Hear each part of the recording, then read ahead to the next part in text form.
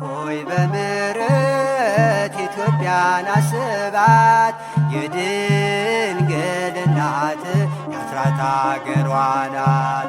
ጨለማው ተገፎ ጎህ እንዲቀድባት መቅረዞቿ ይብሩ ዘይትን ሙላባት። ሆይ በምሕረት ኢትዮጵያን አስባት። የድንግል እናት የአስራት አገሯ ናት። ጨለማው ተገፎ ጎህ እንዲቀድባት መቅረዞቿ ይብሩ ዘይትን ሙላባት።